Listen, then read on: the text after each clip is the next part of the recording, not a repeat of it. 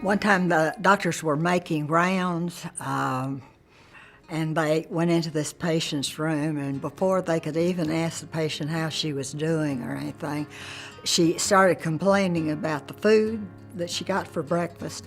And so the doctor said, okay, well, we'll take care of that. And he picked up the tray and went out in the hall and ate it. Nothing was air conditioned in those days.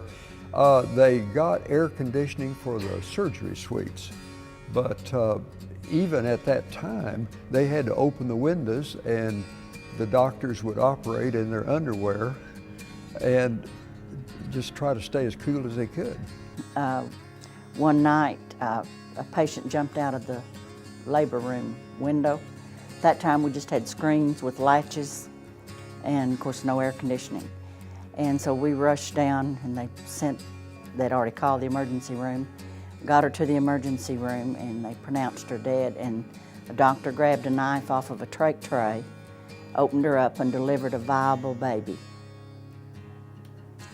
One evening I remember there's somebody came in from the door outside the emergency room and said, doctor, come quick, there's a lady having a baby.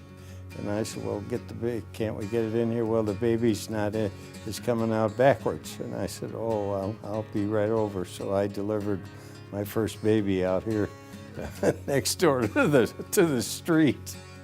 We had lots of fun. Nurses nowadays ask, well, what did you have that was fun? And I said, well, for one thing, we didn't have every weekend off. We didn't have holidays off. And we had bed checks every night. We had many rules and regulations, and that was the point of our fun, was to see every time we had a new rule who could break it first and not get caught.